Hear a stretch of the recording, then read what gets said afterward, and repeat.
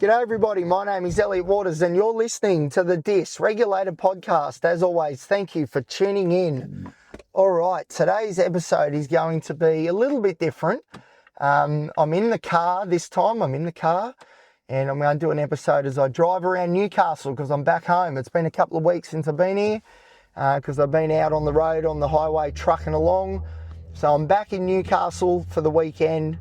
And I'm feeling very nostalgic. I've been driving around. There's a lot of memories that keep flooding in. And I thought, you know what? It's about time, I reckon, I did a bit of an episode that sort of encapsulates some of those memories and experiences and, you know, the wins and the losses that I've had here in God's country, in the steel city that is Newcastle, which, of course, is where I grew up. And I'm very proud to say that I am a Novocastrian. But to say that everything ran smoothly here would be a lie. There's been some great times, but I'll tell you what, there's been some really difficult times. And like I said, all these memories keep flooding in and they're all relevant to what I talk about here on the podcast.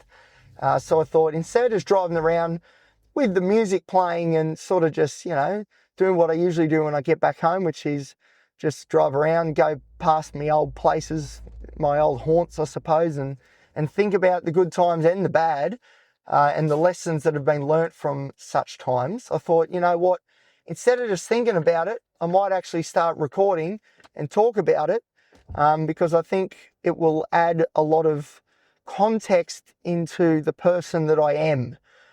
Because, you know, like, this is the Steel City and Elliot Waters was certainly forged here in Newcastle. And I want to tell you some stories all about it.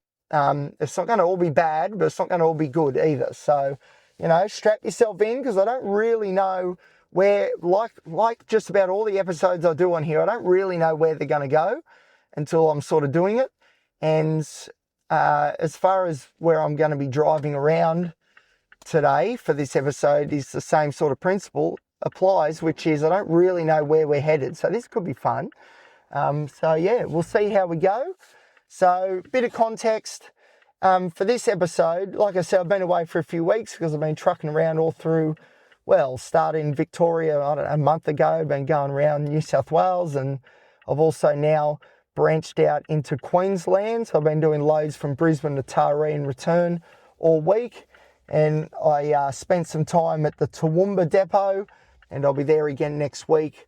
And I don't know if I'm headed north, south, east or west, but there is a chance I could be going further into Queensland, which is pretty good. So as far as I'm concerned, that means now officially I am an interstate truckie. It's official, all right? Newly minted, very, very newly minted, but I'm claiming it. So, but anyway, that's not the story of this particular episode, but there's going to be a lot of stories to tell. Oh yeah, and one thing too, I've got to thank my parents for making this episode happen in more ways than one. But as you can, well, I don't know if you know, but driving a B-double truck, right? A B-double, that's pretty big time, you know. You know, that's 2 trailers. So it's not just a semi-trailer, it's bigger than that. And it is very difficult to get a truck. In fact, you can't do it. You can't really get a truck to mum and dad's place at all. So I've parked the truck at the customer that I loaded up at this morning up at Maitland. So thank you to Dad for making the drive out to Maitland, about an hour with traffic to pick me up. And then thank you to Mum for allowing me to drive her car and make this episode possible as well. So thank you, Mum and Dad. All right, so we're going to start here at the University of Newcastle, Callaghan campus. So I'm here because I just met with my boss, Associate Professor Miles Young, talking about the plan ahead as far as my research commitments, projects and plans are concerned, which is exciting. There'll be more about that in a future episode coming soon because I want to give you all a bit of an update on all the little projects. Well, they're not little. They're actually quite large and I'm finding it difficult to devote the time to them that I need to. But anyway, I'm working on that. But we're going to start here at the university. So as you would be aware, if you've listened to the potty enough, I am a graduate in psychology here at the university. I am a researcher in psychology here. And a lot of Oh, I tell you what, the uni put a lot of pressure, not the university itself, but as you can imagine, trying to get an honours degree in psychology is not easy. It's not easy at all. And some of my darkest times were here in the wee hours of the morning trying to finish assignments here at the uni, doubting everything, whether I should be doing it at all, whether I was capable, all that sort of stuff. You know what I'm like, imposter syndrome, inner critic, all that sort of stuff. The university was fertile ground for my mental illnesses. Let's put it that way. And again, it's not the university's fault. I am such a proud alumni of the University of Newcastle, and I'm proud to say that I'm still here working as a researcher. There's no two ways about it. Getting a degree is not easy. And getting a degree when you're battling complexities with your mental health, like I was, and to a lesser extent am today, but lesser, not I haven't nullified that, unfortunately, but not to the same degree. But the university, yeah, like I said, a lot of time was spent here during the night trying to get assignments done because I'd procrastinated so much thanks to my ADHD and more, and just the doubt that I carried constantly. But it is good to come back to the uni on the other side of all of that, because I do come back here a lot more confident in my abilities and what I've achieved, and actually accepting of the fact that I have achieved things here which are worthy, and that's pretty cool. But the university, I'll tell you what, yeah, like I said, there were times where I would leave here and I'd go to the Mater Hospital, which is where we're going next. And the Mater Hospital, like I've said on previous episodes, but very briefly, is the place that you go when you're in major distress mentally. It's where the acute ward is. And I've spent a bit of time there, that's for sure.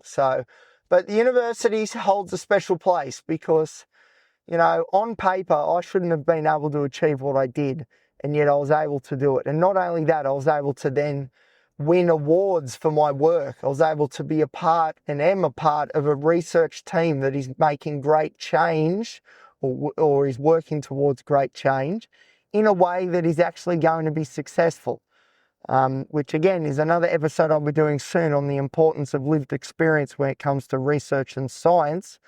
But I am so proud to be an alumni and a member of the University of Newcastle, but man, there were some dark times just sitting at the computer, just me. Everyone else had gone home. It's like 4 a.m.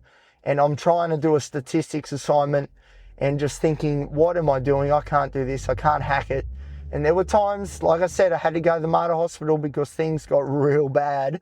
But hey, I was able to get through that and achieve what I set out to achieve. And that is a bit of a theme in my life, which I'm pretty proud of. The fact that, I haven't been dealt the greatest hand when it comes to my psyche, but I keep just getting it done. And I suppose being a truckie as well, this latest sort of adventure that I'm on, is another example of that. I'm proud to say that, I guess, in many ways, I've personified resilience, and that's pretty cool. So the uni has been a place of great achievement, but also some unbelievably dark times. So as we leave now the uni, I'm headed towards the Mater Hospital. Now, like I said, the Mater Hospital, this is not the place you want to end up. You do not want to end up at the Mater Hospital if you can help it. Partly because if you do end up here, it means things have gone really, really wrong. Whether it's, and most of the time it's no fault of your own. It wasn't any fault of mine, I don't think. But, you don't end up in hospital for a good time, let's put it that way. But in saying that, you would much prefer to end up here at the Mater and admitted onto the acute ward than the possible alternative, that's for sure. So, the Mater Hospital is not a fun place, okay? Even by standards of mental health care, I suppose, it's not good. All right? Like, don't get me wrong, it saved me more than once, but at the same time, it is not a good experience. And there have been times where I've actually left there and felt, at least in the short term, felt worse, because it's a scary place, like you go in there, and first off, it's scary because the whole world is scary at that point, and you're questioning whether, you're fit for this world, whether it's worth keep going, is it worth it? And thankfully, if you end up at the martyr by your own volition, it's because there is an element of hope left, or else you wouldn't be there.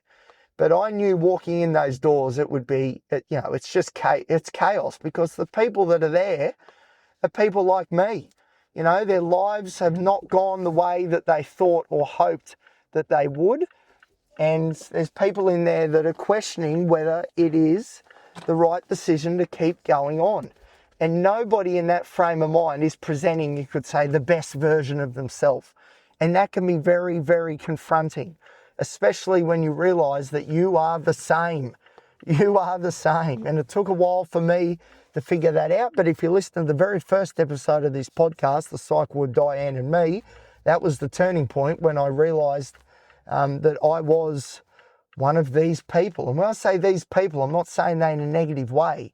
When I say these people, these are the toughest son of a guns you'll ever meet, and some of the best people with the strongest characters that just don't realise the value that they have, and it's devastating. And it was certainly devastating when I realised that that was me. God damn. So the Martyr Hospital, geez, there's been so many times I've been walking here, again, at like 3 a.m, walking there and then turning around thinking, nah, it's done, and then turning around again, and then eventually finding my way in there.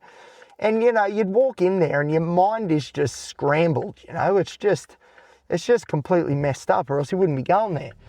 So I'd walk in there and you'd be barely able to speak. They're like, what's your name? I'm like, oh, no, Elliot Waters. Just hearing my name, it was like, yuck. It makes me sick, because at that point I hated the person that I was, even though I was a pretty good person. I just couldn't see it, because that's what these mental illnesses do, they cloud your judgment and they tell you things that aren't true, falsehoods, but they make you believe them. Thankfully, I didn't believe them with my whole being, or else I probably wouldn't be here. But yeah, the Martyr Hospital, man, just the amount of times I've been here in just the worst way. And then you'd walk in and you're in the waiting room with people who are in the same frame of mind, but in their own way, manifesting, oh, here we go, the first person's already cut me off. Yeah. See, this is something that all right, here we go. Let's get away from the Martyr for a second, or else I'll get back there shortly, because there is a good thing about the Martyr that happened to me many years ago, about 35 years ago, actually, almost 36 years, on the 25th of October this year. But I'll get that in a minute. But this is the thing, right? When I first got my license, I'm 35 now, so, a fair while ago, if people would push in and merge, people would give you a wave, and you'd be like, yeah, no worries, sweet, all good, that's fine. But nowadays, people just push in and no one gives you a wave, no one cares. They're like, nah, I don't care about you, I just worry about myself. Because everyone's so selfish. God, makes me so angry. Anyway, so the Martyr Hospital, the good thing. So they don't do this at the Martyr anymore, which is a shame, because that means now everything's just all negative, really, which I guess is what hospitals are all about. Like I said, you don't go there for fun. But I was actually born at the Martyr Hospital. Yes, it's true. 25th of October, 1990. That's right, 25th of October. Put in your calendar, because it's the big dog's birthday. And I was actually born at the Martyr Hospital. So there you go. So I've spoken a lot about the Martyr on this podcast, but I've never mentioned the fact that my life actually began there. My life, I suppose, almost ended there on a few occasions, or at least leading up to getting there.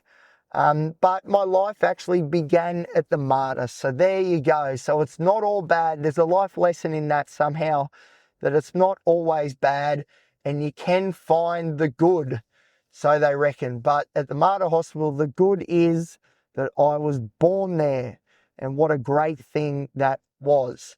All right, so now leaving the Martyr, let's go on from the Martyr Hospital. Where am I headed now? This is the thing. I don't know if it's the ADHD or what, but when I'm, I'm obviously concentrating on driving because I'm a professional driver. But as far as actually knowing where I'm headed, when I'm, whether it's on the phone or I'm doing an episode like this, I tend to get especially when I'm not really headed anywhere in particular, I tend to get distracted, and that's what's happened because we're back at the university again, and that wasn't the plan. So let's keep driving away from the uni. But yeah, the uni to the Mater back to the uni, that sort of was my life there for a couple of years. And yeah, I wouldn't say it was easy, but I still knew that when I was in the grind, I knew deep down, even if I couldn't bring it to consciousness necessarily in any specific moment, I knew that this is what I needed to be doing. Even if it meant going to hospital, I just had to keep grinding, I just had to keep on trucking. And God, did I do that? How good's that? So we're now headed towards Wall's End. I've got stories from Wall's End, I suppose, but they're not really relevant. So I need to head back towards the city because that's where a lot of the juice is going to be in this episode, all right? Places like Newcastle Beach that I've spoken about here before, where a lot of my deepest thinking processes have occurred. But at present, we're driving away from it. So we're at the roundabout. We're going to head towards Wall's End, but then we're going to loop back around towards the Newcastle city or head towards town, as we used to say. I'm going back into town. I don't know if people say that as much anymore. They should, but I don't think they do, which is part of the changing identity of the city, which is not really in keeping with how I want to see the city go. That's the thing, right? I'm driving around right now. I've got my Newcastle Knights jersey on because the Knights are playing tonight. I talk about how here is God's country and it's the Steel City and how proud I am to be from here. And, one day I'm going to be Lord Mayor of the city. And, people, when they meet me for the first time and I start going on about Newey, which I do a lot, as you would be aware, people sort of think I'm joking. There's no jokes in this. I believe all of this. Don't get me wrong. Newcastle has its issues. And if we head towards Mayfield, I'll talk all about it. But, I love this place. I do. And I am a proud Novocastrian. I am proud to say that I'm from here. But, it's not all good news. And there's a reason why I went back to trucking. There's a reason why I was more than happy to seek out employment with a transport company, and I chose Dawson's Haulage specifically. Again, that'll be an episode down the track or down the road. But I needed to get out of Newcastle again. I did. I've moved around a little bit. I lived in Tamworth for a bit, lived in the Blue Mountains, west of Sydney. I lived overseas in Manchester in the United Kingdom for 6 months when I was doing some uni work over there. I moved around a bit. As much as I love Newey, things started getting a bit stale for me, and that's why I had to leave. That's why I moved to Wodonga, Victoria, although I hadn't been there for weeks. And that's why I chose to do, partly, it's one of the reasons I chose to get back into interstate truck driving this time, to do it properly, because I needed to get away. Maybe it's because the memories were becoming a bit much, I'm not sure. But I did choose to leave on purpose. And although I do talk about all the time how great Newcastle is, and and I do, and people at work, there's this misconception that Elliot's dying to get back to Newcastle as much as he can, we'll try and get him back up there. And don't get me wrong, I do like coming back home, and I do appreciate the fact that work do what they can to get me home as much as I can, and I'm able to watch Newcastle Knights games at McDonald Jones Stadium, which we'll go past soon, and that's brilliant. But there's no two ways about it. I chose to leave on my own volition, and I'm happy that I did it, and I'm still needing to be away. Because that's the thing, right? I drive around Newcastle, and these memories that I have, they're memories. They're in the past, and the good ones are in the past too. This is the thing, right? And this is no shade on my friends or anything like that. It's not. Trust me, it's not. But the fact is, my circle is moving away from the circles that I used to have here very rapidly. And they were moving away and diverging very rapidly long before I left. Because that's the thing. I'm 35. Most people at 35 seem to be, well, it's not seem to be, they are. They're married. They have children. They have mortgages. They have their full-time employment here. Their roots are cemented here in Newey. But it's not with me, it's with their wife, it's with their children, which is great, it's fair enough. and I'm happy for it. I am. But the fact is, I don't have any of those things. I've got none of those. So when I come back to town, what I would like to do is catch up with people for a beer, but there's no one to catch up with anymore. There's no one to catch up with. And I've gone through Tinder multiple times. I've cycled through, made a new profile, cycled again, same with Hinge. There's just not that much here for me anymore. Or at least not now, not in my current context, So that's the thing. That's why I chose to leave Newcastle, and that's why I still need to be away, although I do love coming back. But I do not want, for example, to come back and work here during the week, be here on weekends. It's not where I'm headed. Maybe down the track for sure, 100%. But now, no, that's not the way my life is going. And I'm glad that I made that decision because I was getting stale. It felt like I was treading water, and all it was doing was making me more and more and more depressed. And as we know, I have a bit of a predisposition towards that sort of depressive mood, and I did not need any part, although there's only so much you can control, but there was that element of control when it comes to this idea that I was just here treading water, not achieving really that much, and just longing for the old days that are never going to come back. So I had to, I guess I had to reinvent myself, and that's what I've done. So anyway, that is not really what I was going to talk about in this episode, but I had to fill in a bit of time there because I'd just gone, like I said, back to the uni, back past the Mater, been there, done that. Let's keep on going. All right, so now I'm headed towards, where am I headed towards? I'm headed back towards town. Very soon I'll be going past McDonald Jones Stadium, home of the Newcastle Knights. Now, I've had some unbelievable memories at that stadium, right? You won't find a bigger Newcastle Knights supporter than me. I've been to quite a few home games this year, and I've driven thousands of kilometres to get there, I get the games, I've had no sleep, I'm just absolutely cooked. But I make the effort to go. I take my banner, the Pride of the Hunter banner, because I love the Newcastle Knights. I'm obsessed. I've got red and blue flowing in my veins. But, there's been some tough times at the stadium as well. And this isn't really mental health related. This is just being obsessed with a football team that admittedly over the last, since 2001 when we last won our grand final, I was in year 5. There's been a lot of lean times. There's been a lot of wooden spoons. And I always say to people, I'm a diehard Knights supporter. In some ways I wish I wasn't, but I am. And that's just the way it is. But I'll tell you what, being a supporter of the Knights, it is character building. It is character building because there's been some very lean years. But I also qualify that statement with saying, I'd like to think I have a lot of character now. So how about we put the character building thing up on the shelf and let's get a premiership to put next to it on the shelf as well. So come on, Knights. Come on. You have a lot of bearing on my mental health. No pressure or anything, but one of my best antidepressants is a Newcastle Knights victory. So there you go. But yes, McDonald Jones Stadium. My goodness, I've spent some time there and hopefully there's plenty more of that to come. So driving now past the stadium. Now, one thing I've noticed about Newcastle that, I'm not very happy about is that my posters for the podcast are disappearing.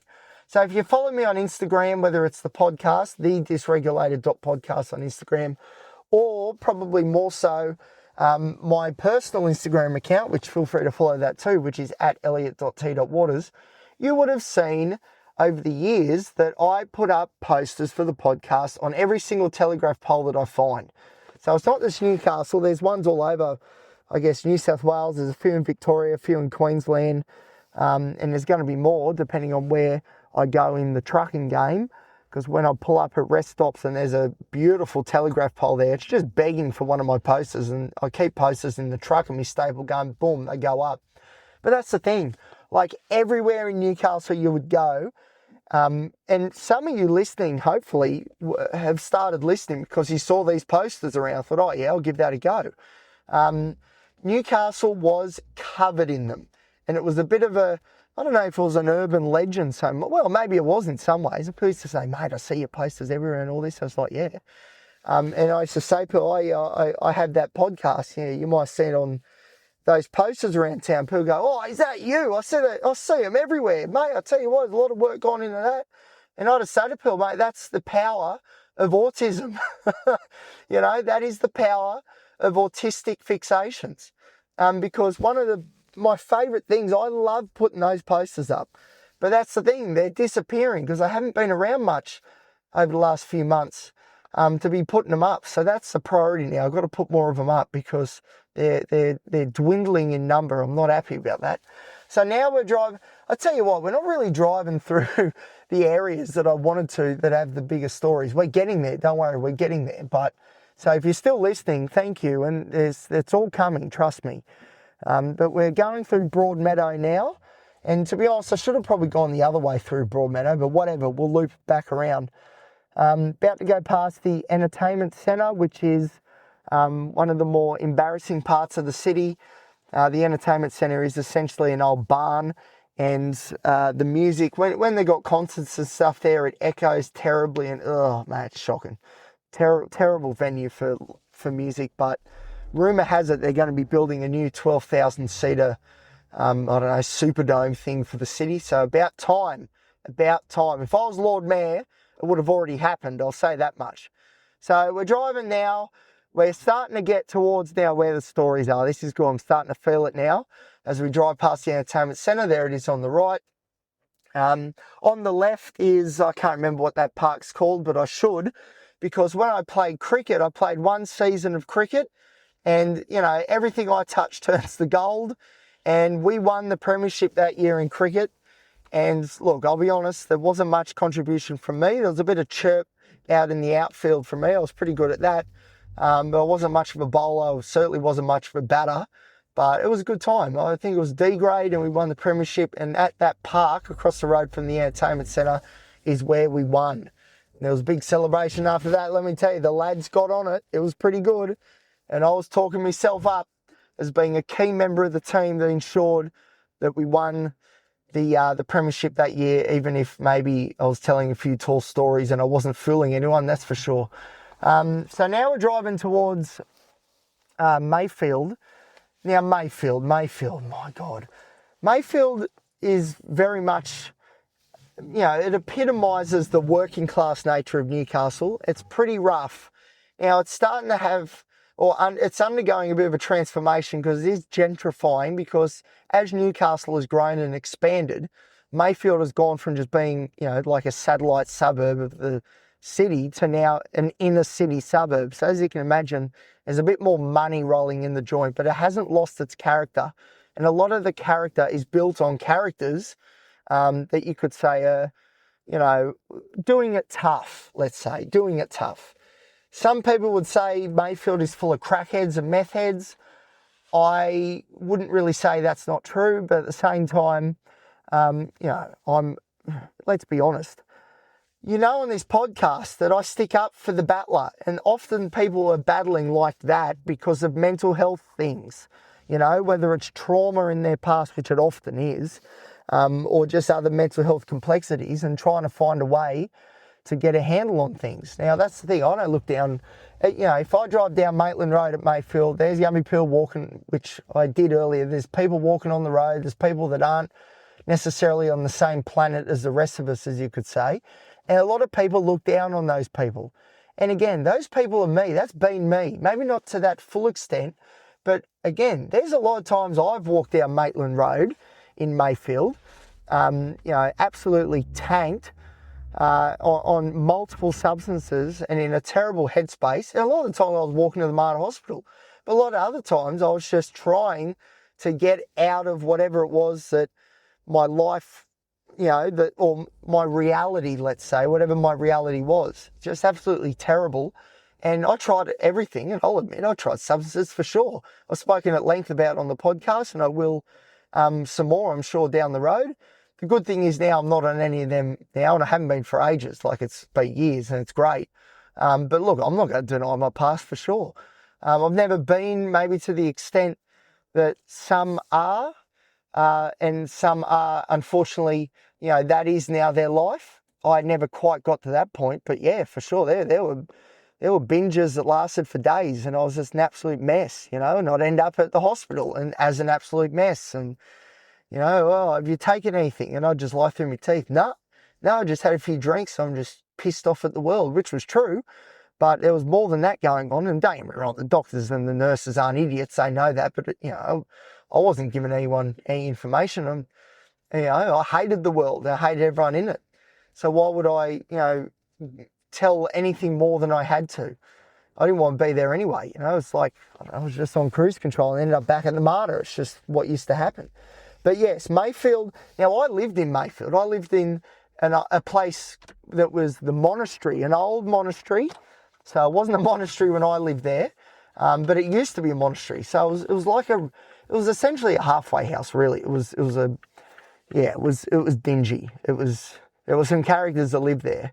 That's for sure. I guess I was also one of them. But a lot of my degree I did at the monastery. I was in room 32, and it was like a really dilapidated, rundown hotel halfway house thing. And as I say, I was in room 32, and I think there was about 40 rooms. And this is the sort of room where you have your own basin, your own little fridge, and a bed, and that's it.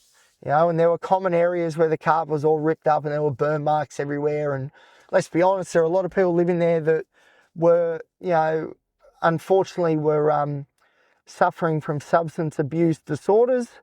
And, I always look at substance abuse disorders as a symptom of something far greater. And again, that's where things like trauma and mental illness and all that comes into it. But at times that was me too. I was absolutely abusing my amphetamine medication. And there was more than that. There was I don't know.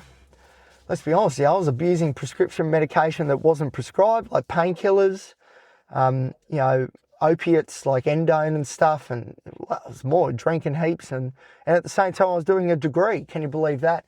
But, I always sort of kept my head enough that although I knew what I was doing, which was I was using these substances as a crutch to try and, wrestle my mind into gear somehow to get the things done I need to achieve. And the thing is, in many ways it worked, but in many ways it certainly didn't and made things a lot worse. That's why I stopped doing it because, thankfully I was in the frame of mind where I was able to I guess evaluate and do a cost-benefit analysis, if you like, on what was going on. I was like, all right, this isn't working, If I zoom out from the moment that I'm in and zoom out at the things I want to achieve and how I'm going about and whether it's going to produce the results I'm hoping for, it just wasn't going to happen. So, but when I lived at the monastery, it was pretty dark. It was pretty dark times, that's for sure. But I met some great people who were really suffering. Man, they were suffering, some of them. But just great people, And in many ways, everyone used to say, you talk like you're so educated, you're doing your degree, your thesis and all this. And in some ways, people thought I was a bit different from the rest. But, when it come down to it, I was the same, in many ways. And I was, I was proud of that, salt of the earth, dinky die Aussie sort of stuff, I'm not ashamed of who I was and who I am. And when I was living at the monastery, I was suffering big time. And I was with a group of people who were also suffering big time. And there was a bit of camaraderie in that, It was like, man, it's us against the world. And I really, really enjoyed living there because although it was dingy, although it was just, it was rough as guts, if I wanted to stay in that room and I didn't want to talk to anyone for a few days, which often happened because, I'm an introvert, I have autism, I don't particularly like, as a general rule, social interactions because it's always hard work because it doesn't come naturally. The monastery in Mayfield was a great place where I could just hide for days at a time and just hide from the world and often just sit on my laptop and do my degree or sit on my laptop and just research obsessively about what I was going through and trying to find the answers to my own predicament. My friends and stuff, they still say, I don't know how you lived there, mate. It was a shithole. And it was.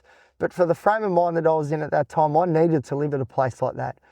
With people that understood and also understood if I wanted to disappear for a few days and just stay in my room, because I had my fridge, I had me wash basin, I had the bed, TV, had a table for my laptop. That's all I needed. So, yeah, but there were a lot of nights there where I'd come home on a Saturday night, it'd be who knows what time, and ordinarily you'd come home and if it's 4 a.m, people would be asleep, but not me, I was awake, and so were a lot of people that I live with, and yeah, it was a good time. It was a tough time, but it was a good time, looking back. Now I've driven from Mayfield, I'm heading towards the city. I'm now at the Cambridge Hotel. So I worked at the Cambridge Hotel for 7 years. The Cambridge Hotel was Newcastle's premier live music venue. It was the place to be, and it was the sort of place where you were proud to say you worked there. There is so much history at this venue. Everyone that's lived in Newcastle or is from here has a story about the Cambo. So many people met their wives or husbands at the Cambo. It's just that sort of place.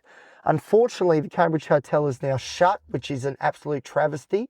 And I always said, keep it open, because it was going to shut for a while, and a lot of the time while I was working there, so we all knew it was coming. But I always said, just hang on. I haven't earned me billions yet, but when I do, I'm going to buy this venue and keep it going. Even if I'm running it at a loss, I don't care. It's that integral to the character of this city, and it's that integral to the character of me. Because I tell you, it was hard working here, working in a nightclub. Because I started work there because I lost my licence, and I was driving garbage trucks at the time, and so obviously without a licence couldn't drive a garbage truck. Now, very briefly, my dad worked for Carlton United Breweries, and he used to be a beer plumber. So essentially, he'd set up all the taps and all the beer lines and do at all the pubs and maintain them. So he was very good friends with the owner of the Cambridge Hotel, who I'm now good friends with as well. And he basically, asked for the favour, can you give me young bloke a job? And so I did. So as a 28-year-old who was too old to be working in a nightclub, although it was live music as well, by that point, predominantly it was a nightclub full of 18, 19, 20-year-olds. So I was working there as a glassy and working on the floor and filling fridges and doing it all, serving drinks. And I loved working here, but geez, it was hard. Especially when I was in my really depressed episodes, because I'd be walking around and, it was so triggering because you see young people hooking up with each other. And that was the sort of stuff I used to obsess with about my past, about whether I hooked up with enough people, because I was looking for validation at that point. So it was very triggering. And I'd see people, relationships breaking apart in front of me. I'd see people fighting and, the worst of people, the real primal animalistic part of people would come out, because everyone was just absolutely off their heads. A lot of people having a good time, but a lot of people weren't. And I used to really see the underbelly, the seedy side of humanity in some ways. I guess I saw a bit of that in hospital. I guess I saw a bit of that, you could say, at the monastery, but I saw a bit of that here working at the Cambridge Hotel as well. And in many ways it was quite triggering. But it was also, again, it was great. I loved it here. It was a privilege to, like I said, to say that I worked at the Cambridge Hotel, and, the licensee that got me the job, my friend Drew Russell, he looked after me, because he knew I was struggling at times, and geez, he just, it was real sort of arm around the shoulders sort of stuff, and I can't thank him enough. But, when I was really depressed, it'd be 4 a.m, right? Picture this. And I've got me hand down a toilet. So what we used to do to unclog toilets, you don't ring a plumber, you do it yourself. And toilets used to get clogged all the time. People would drop everything in there but mostly it was like schooner glasses and stuff, and it would just get clogged and everyone didn't give a crap, and used to literally crap and vomit and everything else just into it. They'd be overflowing, an absolute mess. And it was up to the glassies, the unsung heroes, to unclog them. So what you used to do, you used to get 2 of those big garbage bags. You'd double bag your arm up to the shoulder. You'd put your arm in, at least elbow deep, probably further. And you do it, if it was really deep, you get to your shoulder. You make sure that bag was nice and high and wasn't falling down. You'd turn your head away and try and pivot your head away from the bowl as much as you could. And then you just go searching for whatever's there, and then you pull it out. Your garbage bag would be covered in, human excrement from everywhere, from every angle, from every orifice. You'd then fold the bag over your hand, which had usually a schooner glass or a little 7 glass in it, and you tie it up. You'd make sure you didn't get anything dripping on your shoes, which used to happen to me a bit, because I didn't have the best technique when I first started. And then you'd go out to the bin and you'd put in the bin and then you'd move on. You'd grab your bucket, you'd go around and start picking up cups and start serving drinks. That's what you used to do. Don't worry, any cup that used to end up in the toilet went straight to the bin. We didn't wash it and reuse it. And of course, even if I didn't get any excrement on my hands or anything, I used to scrub big time before I'd get back on the floor and get stuck into it. But that was the life, you know, and there'd be times at 4 a.m. would be shut and you're unclogging the toilets, and I'd just think, man, what have I done to be in this point, you know? But I don't know, there was a bit of, again, camaraderie, you know? There was a bit of pride in the fact that you do that sort of stuff. 99% of people wouldn't go near that. And we used to have glassies that would start and they'd refuse to do it, and they'd be like, sorry, mate, that's part of the job. Like, it's not fun, but it's part of the job, that's it. That's what you sign up for, and if you don't like it, that's fine, but this ain't the job for you. So we used to cycle through glaciers a lot, but I worked there, like I said, for 7 years. And the amount of toilets I used to unclog, it was horrifying, really. But I don't know, like I said, the job before that, I was a garbage truck driver. And so maybe, I don't know, maybe I'm built different. What can I say? But yeah, the Cambridge, great times, great memories overall. But it was very triggering at times. And it was just hard because, you know, you'd finish at 4 a.m. and mentally that's not good for you, for anybody. But, you know, if you're already in a depressed episode and it's significant, well, you can imagine getting home from work at 5 a.m, your ears ringing, because I was too tough to wear earplugs, you know, so I just, you know, go without. Covered in alcohol from people spilling drinks on you, just, you know, just dripping with sweat, because it was hard work. Geez, it was hard work. But great memories, but very difficult at times for my mental health. There's no two ways about that.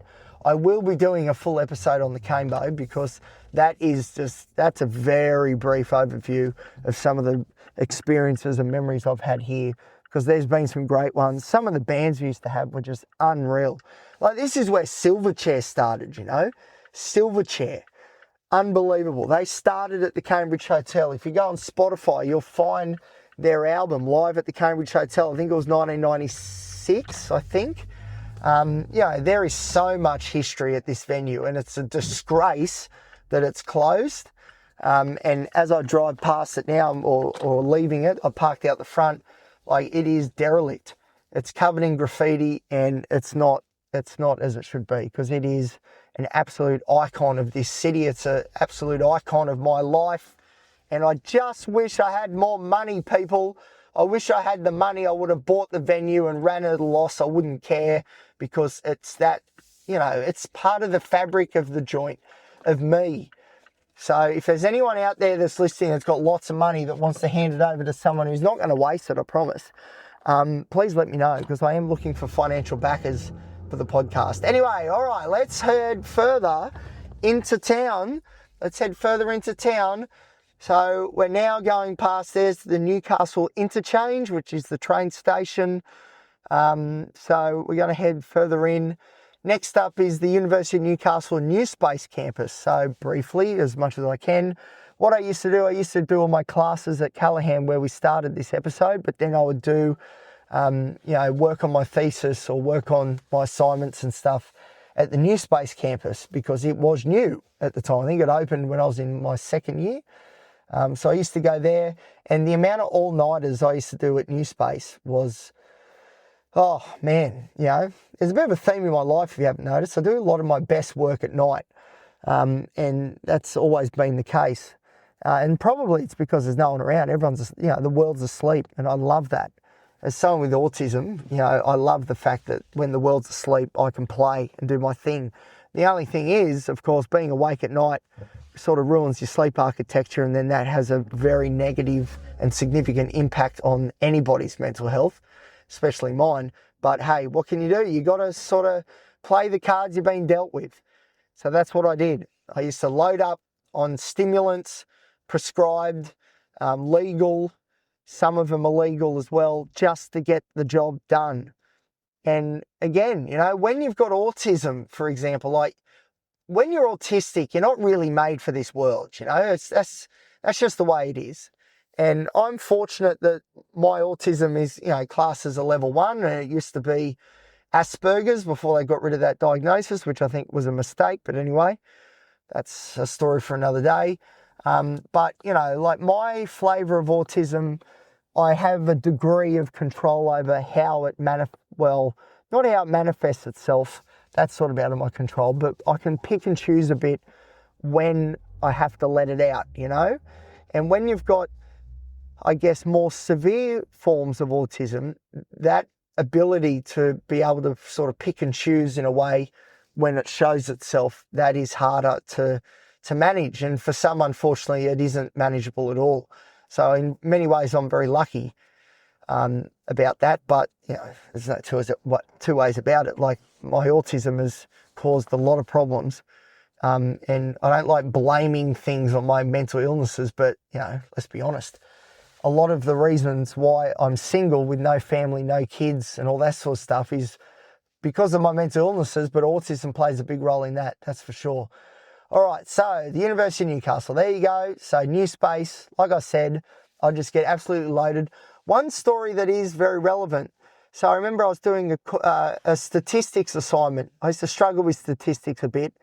And I used to procrastinate a lot because stats is hard work. And it used to make me very, very anxious. So, you know, what do you do when you're anxious? You try and steer away from whatever it is that's provoking the anxiety. But eventually, it's not just university assignments, but eventually, sometimes the anxiety is showing itself for good reason. And if it gets loud enough, you can't really ignore it. So I was at the university one day, did an all-nighter again, doing this statistics assignment. And my friend, she turned up because she had a class there. And she walked in, it was 9 a.m. and she looked at me and I had energy drinks all around me. I had me Dexies out on the desk because I didn't care at that point, whatever. You know, what are you going to do? I'm prescribed them, I don't care. But that's the thing, you know, when you're that sleep deprived, you don't really give a shit. Anyway, she walked in, saw me and then broke into tears. She just burst out into tears. I remember being like, whoa, what's going on? She was like, you look, you know, she was like, I can't remember the exact wording, but she essentially said I looked horrific, you know. And I remember, like, that sort of hit me. I was like, oh damn. She's like, you look terrible. Like, are you okay? Like, this is really saddening. And I remember that was one of those moments. I was like, oh geez, okay. I remember looking in the mirror. I went, after she got on to calm down and sure everything was fine, even though it obviously wasn't. I remember I walked in to the mirror, into the toilets, and looked in the mirror, and all I could see, I had the devil in my eyes, which I do get from every now and then, you know, it does come out, you know, that could be, you could say, the BPD demon inside. But I remember looking in the mirror because I was in a mood. It was me against the world sort of stuff, siege mentality, which I've done an episode on, cracking episode, search for siege mentality. I think it was from around that time, actually. But I could see in my eyes, you know, there was the devil. The devil was there and it was in control. And I was like, yeah, that is a bit scary, to be honest. And she was worried because, you know, she's my friend. And you don't like seeing people like that with huge bags under their eyes, you know, just bloodshot eyes. You know, I wasn't really eating much at this point, so I was really skinny. I was looking gaunt. I was very pale. I looked grey. You know, I just looked terrible because it was a personification of my mind, the chaos that was in my mind, you know, was seeping out into all levels of my being. And she could see it. I looked like it, you know, I hadn't shaved, my hair was a mess. You know, I was just a mess, absolute mess. So yeah, that was a pretty pivotal moment. And we still talk about it now, and she's so happy that I don't look like that anymore, you know, which is good. This trucking life has been hard on me, don't get me wrong, but it's not like that. So yeah, the devil in my eyes, and it was pretty hard. But you know, and it was ironic because I was doing my thesis on sleep and how important sleep was for. I think my cohort in this was men, males, and looking at their sleep scores and looking for relationships between that and depression and anxiety levels. And of course, as you would expect, although as a good researcher, I never had any bias. I didn't come into it with any expectations. But, you know, looking back now, it was going to be obvious what the results were, which was if you're not getting good sleep, the chances of you developing clinically significant levels of depression and anxiety, you know, was through the roof. I can't remember what the numbers were now. It was a while ago, but it was more than just statistically significant. You know, it was people's reality. And it was mine too. And that's the irony of my thesis, which was it was all done overnight, because that was the only time I could calm my mind enough to be able to get the work done, because the world was asleep, but I was awake and I was charged up on whatever it took to be able to get that thesis done. And as I've alluded to, and I've said directly, that included all measure of substances. It included specifically curated playlists that would get my emotions going, because that's the thing, I've got BPD, I'm driven by emotion. And I used to get that going, a lot of sad songs to really get me in the hang on, what is this clown in front doing? Are you turning or not? Far out. Sorry, I'm not concentrating. Well, I'm concentrating on the road because I have to, because I'm surrounded by lunatics. But yeah, so there were some tough times there at the university. But anyway, moving on. We're now driving through the centre of Newcastle. So on my left is New Psych. So a psychology business that I've cycled through a few psychs there. This is no, fault on them, but it just never worked out there. There's Begin Again Therapy, where I did go there and have a psychologist for quite a while. That helped a lot. So Begin Again Therapy, highly recommended. On my right now is the Great Northern Hotel, and just across the road is Customs House Hotel. So, watering holes here in Newcastle, pretty popular. It's looking pretty popular right now. It's Friday afternoon, so I dare say it's going to be pumping tonight. But when I was 18, this was the place to go. You used to just go from the Great Northern, go across the road to Customs, then back to the Great Northern, back to Customs, over and over again. Everyone just be on the street, absolutely blotto. And everyone from school used to go. Like, it was pretty cool as a newly minted 18-year-old. So there's a lot of memory spent here trying to pick up girls and trying to get that validation, that external validation that I crave so much, which, let's be honest, I never really got that much of because I'm autistic. So, I tried in my own way, but I think my own way, there was a reason why it was my own way, and the results sort of spoke for themselves. The fact that there weren't many. There were, don't get me wrong, I've had me go, don't get me wrong, all right? But, you know what I mean? And especially back then, I was obsessed, right? I was obsessed with your body count, your hit count, how many girls you've been with, because whatever your tally was, the higher it was, meant the more valid of a person that you were.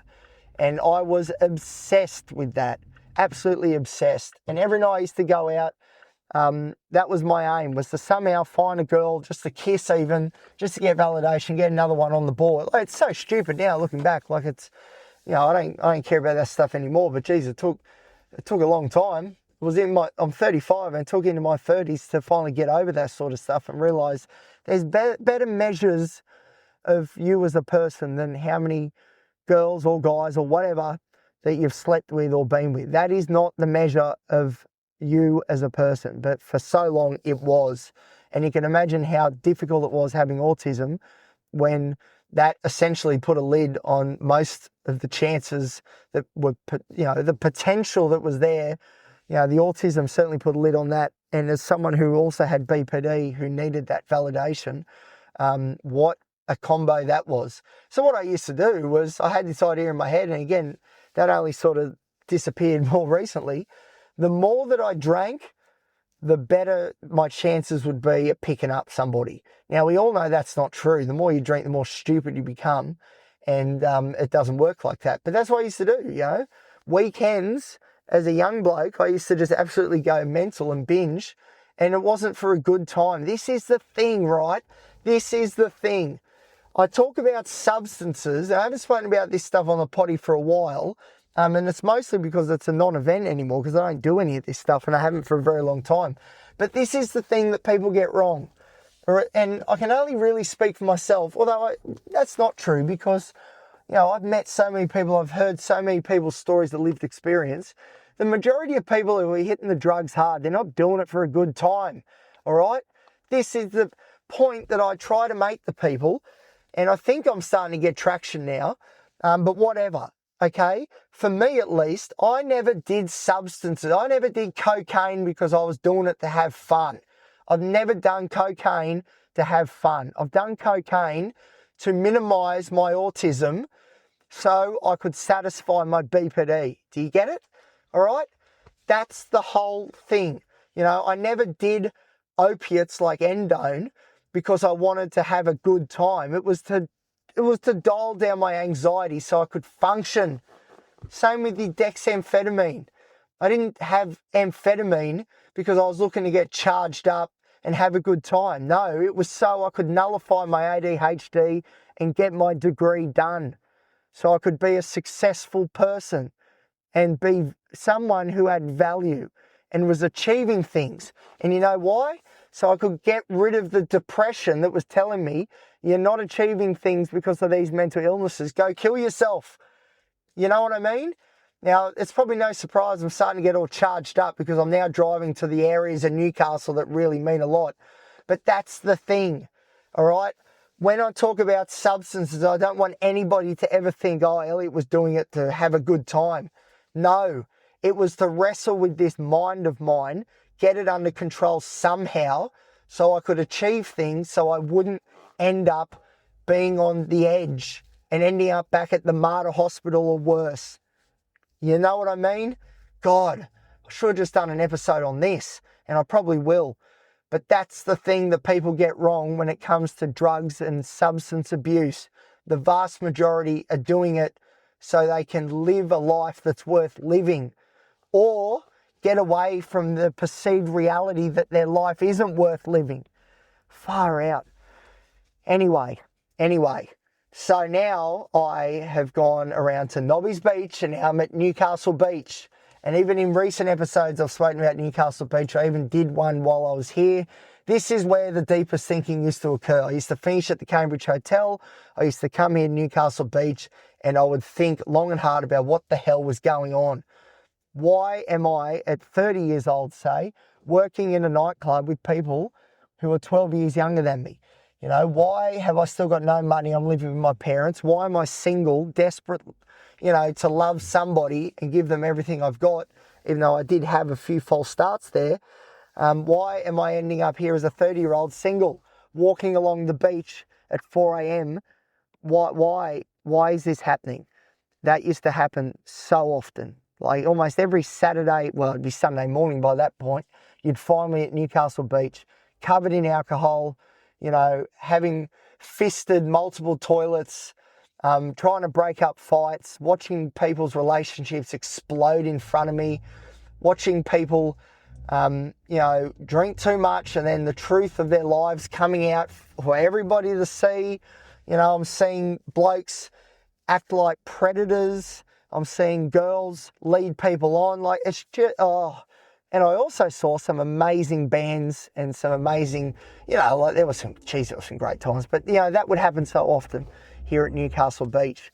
Now, where I'm driving, so, you know I love driving. And what I used to do always, even recently until I left to live this truck and dream, I used to always drive around Newcastle from mum and dad's place in my own car.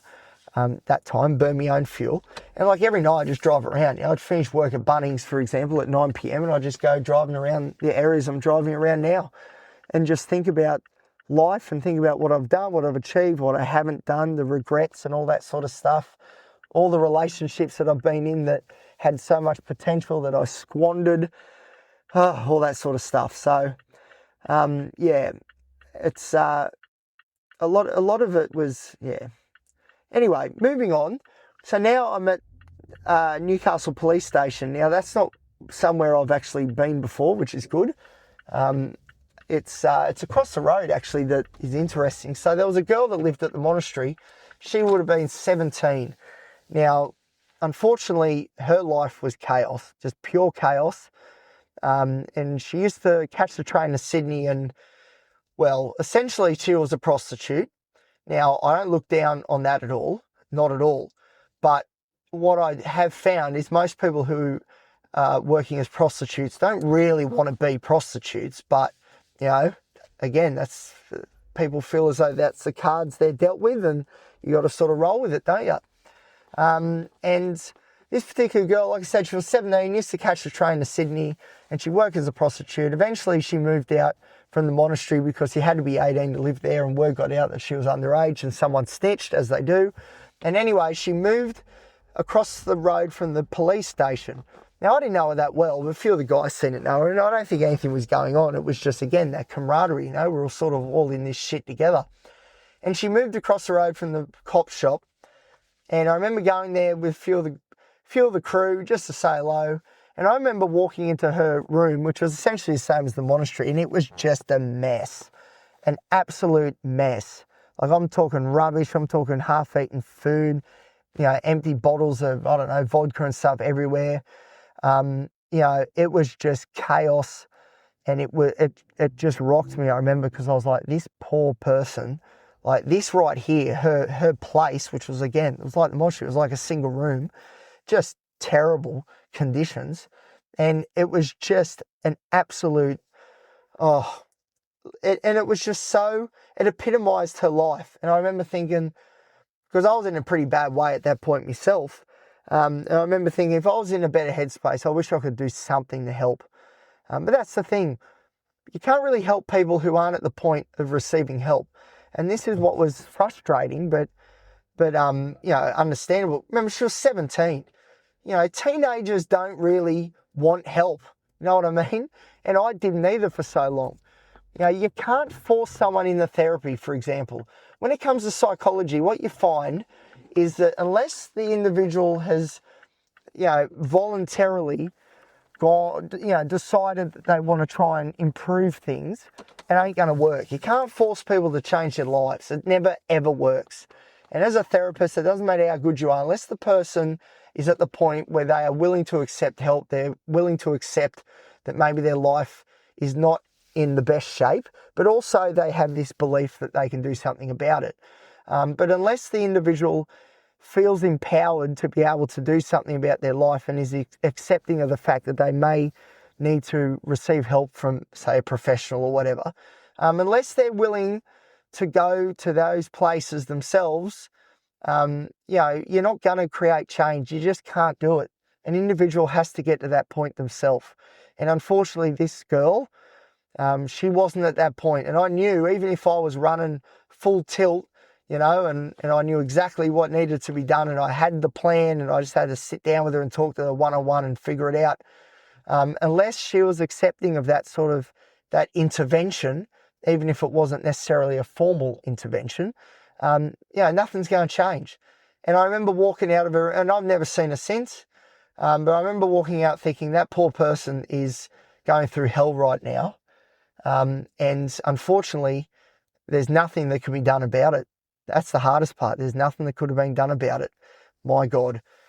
Anyway, so looping back around Nobby's Beach. So yeah, like I said, and there's been some good times here as well. This is a beautiful part of the world. This is God's country here. Mayfield, not so much, but around Nobby's Beach, Newcastle Beach, Merriweather Beach, Bar Beach, which I'll probably drive past soon. This is God's country right here. And I've spent some great times here. What's interesting though is that, you would think, where it's summer and you live on the coast at places like this, that what you would try and do is go to the beach as much as you can. And I look back at some summers, there were some summers I'd be at the beach all the time, there were others I wouldn't go at all. And it was all dependent on my self-esteem and my social anxiety levels. So there were summers there where things were going pretty good, and I knew things were going pretty good because I'd go to the beach. I'd get me rig out, I'd take my shirt off, I wouldn't care. And no one else cares, of course. But that's the thing with social anxiety. What social anxiety does is it tells you that people are looking at you specifically and they are judging you negatively. They are negatively appraising you. And, even if that was true, unless they're saying something out loud, you don't really know what they're thinking. But again, it's not true because no one cares about what you're doing. People mostly care about themselves, which is fine as long as it doesn't, go into the social anxiety territory that I'm talking about right now. But so when my social anxiety was peaking, I wouldn't go to the beach because I'd take my shirt off and I'd think everyone's going, oh, look at this guy, look how pasty white he is, or look how skinny he is looking, and all that sort of stuff. So a measure of how well my social anxiety was going, or my ability to keep it under control, was whether in summer I was going to the beach. And like I said, there were years there where I'd be there every day, and then there were other years I wouldn't go at all. And to be honest, the last summer, it's winter now, but the last summer that's been and gone, I was here for, I didn't go. I didn't go to the beach. So there you go. My social anxiety currently is not under control like I'd like it to be, although I would say over the last couple of months that has improved quite a bit. But yeah, there you go. So there's been good memories here as well, but it didn't come as easy as it did coming here late at night, walking along the beach and just thinking about life. So, but that's one of those metrics, that you measure, or you don't measure, because it's not about measuring yourself against a particular metric, but these metrics do offer insights into how you're traveling. That's what's important. So one of those many metrics that I have is it summer? And if it is, am I going to the beach? And if I'm not, well, that is a sign. That is a sign. So there you go. All right, so we're driving now towards, well, I'm sort of looping back around. I might even pull up the episode here because I feel like I am talking a lot and waffling on. But, what can I say? I drive around here and there's a lot of memories. I might do a part B because what I haven't really spoken about is my memories here with girlfriends and relationships. Because let's be honest, you listen to this podcast or if you talk to me in real life, often conversations come back to relationships, which is no surprise as someone with borderline personality disorder.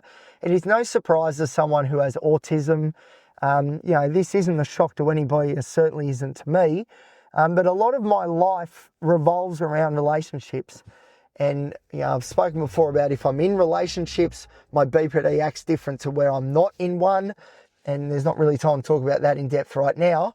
But there's so many stories that I'm going to have to do on another episode about my relationships here in Newcastle. Because really, a lot of it, that is the crux of everything going on here. And that's why I guess I chose to leave. And I've left Newey because, I don't think I can find, because I've tried, I don't think I can find the one here. I don't think I particularly want to because I've been down that road too many times and there's too much trauma associated with past relationships here in Newcastle. I sort of want to start fresh, But I might leave that for the next episode when I'm driving around. I'm in the mood to talk about things. So thank you for listening. Like I said, that's really just a very small snapshot, obviously, because, the majority of my life has been here. But that's a bit of some insight into my time around Newey. So I'll leave it there. I'm going to stop the episode. I just need to find a place to pull over. You'd think I'd know by now where these places were. As I'm driving, there's the brewery, which is another watering hole that I used to spend a lot of time at. I tell you, I had a massive night there once where I ended up vomiting all over. A friend of mine who I need to catch up with. I remember I took a hip flask in of Bundy OP. Now, Bundy OP, what's OP? That's overproof, I think. So normally Bundy rum is like 40%, but OP was like 55%. And again, I took it in there and I was only like 19 because I thought the more that I drank, the better the chances I'd have at finding a girl and satisfying that need for validation. So in the end, I drank this hip flask of Bundy OP, got absolutely hammered, and I eventually, I was laying down on the grass out the front, passed out, and supposedly, as the story goes, I don't know, there was some sort of, there was what's the word that's not too disgusting? You know what I mean? And the poor girl who was with me, who is a friend of mine who I need to catch up with, maybe I should ring her after this. She was cradling me, because there is a bit of history there too. She was cradling me and sort of had to wear it. So, yeah, there you go. Great memories. Geez, this episode's been a bit disgusting, hasn't it? I don't know if I'm sort of doing myself a disservice here of talking about this sort of stuff, but, I don't care. You know me, I'm Elliot. There's good things as well. Well, I love what I've spoken about.